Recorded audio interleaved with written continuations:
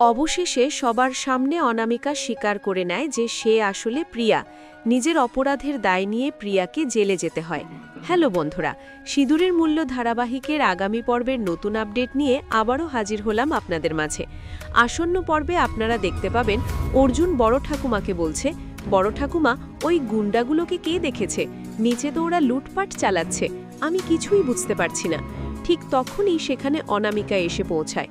অনামিকাকে দেখে অর্জুন বলে, দেখো, আমরা তো পুরো ভেসে গেছি। অনামিকা অবাক হয়ে জিজ্ঞেস করে, মানে? আমি ঠিক বুঝতে পারছি না। তখন অর্জুনের বড় ঠাকুমা বলে, মানে আমরা সব সোনার গয়না চুরি করে নিয়েছি। অনামিকা সঙ্গে সঙ্গে বলে, গয়না আপনারা চুরি করেছেন, আমি না বড় ঠাকুমা। আর অর্জুন দাদা, আপনি যে নকল দাড়ি আর চুল লাগিয়েছেন সেগুলো খুলে ফেলুন। অর্জুন রেগে গিয়ে বলে, তুই কি বলছিস ভাইজি, এসব সব ভুল।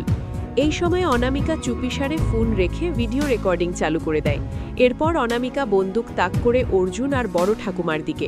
সে বলে, আপনারা আমাকে ফাঁসিয়েছেন, গয়না আপনারাই চুরি করেছেন, আমি কিছুই করিনি। আমার থেকে দূরে থাকুন, না হলে গুলি চালাবো। অন্যদিকে দেখা যায় গুন্ডাদের হাত থেকে মুক্ত হতে মিশ্রি মাতারানির হাড় দিয়ে তাদের মারতে শুরু করে। গুন্ডারা মার খেয়ে পড়ে যায়। পরে সে সেই হাড় মাতারানির গলায় পরিয়ে দেয়। এদিকে অনামিকা বলতে থাকে, সত্যি জানার এত শখ, আজ সব সত্যি বলাবো, সব কিছু এখন রেকর্ড হচ্ছে। তখন অর্জুন আর বড় ঠাকুমা বন্দুক কেড়ে নেওয়ার চেষ্টা করে। টানা হ্যাচড়ার মধ্যে হঠাৎ গুলি ছুটে গিয়ে বড় ঠাকুমার গায়ে লাগে। গুলির শব্দে বাড়ির সবাই চমকে যায়। মিশ্রি দৌড়ে আসতে থাকে আর বলতে থাকে, মা প্লিজ, অর্জুন আর বড় ঠাকুমাকে দেখো। এরপর অনামিকা অর্জুনকেও গুলি করে। মিশ্রি এসে পুরো দৃশ্য দেখে অবাক হয়ে যায়। তারপর বাড়ির সবাই ছুটে আসে। অনামিকা হাত থেকে রিভলভার ফেলে দেয়। অনামিকা ভয়ে বলতে থাকে, আমি কিছু করিনি, আমি নির্দোষ। পরের দৃশ্যে দেখা যায় অনামিকার ভাড়া করা গুন্ডাদের পুলিশ ধরে নিয়ে যাচ্ছে। অনামিকা কাঁদতে কাঁদতে অর্জুনের মাকে বলে, মা, আমি এমন কিছু করিনি, আমি কাউকে মারতে পারি না। সে অশ্বিনকেও বলে, আপনি তো আমাকে বিশ্বাস করেন, বলুন আমি কাউকে খুন করিনি। কিন্তু অশ্বিন বলে, আমার নাম নিও না, আমি তোমাকে সব দিয়েছিলাম, বন্ধুত্ব, ভালোবাসা, কিন্তু আজ সব ফিরিয়ে নিচ্ছি। অনামিকা অনুরোধ করে, একবার আমার দিকে তাকান। অশ্বিন বলে, আমাকে ছোবে না, তোমার হাত রক্তে ভেজা। এ সময় এক লেডিস কনস্টেবল ফোন পেয়ে ইন্সপেক্টরকে দেয়। ইন্সপেক্টর সবার সামনে বলে, এই ফোনে রেকর্ডিং আছে, ভিডিও চালু করলে দেখা যায় অনামিকা সত্যিই গুলি করেছে। ইন্সপেক্টর বলে, নিজের আত্মীয়দের খুনের অভিযোগে তোমাকে গ্রেফতার করা হচ্ছে। অনামিকা অস্বীকার করলেও সবাই তাকে দোষী বলে।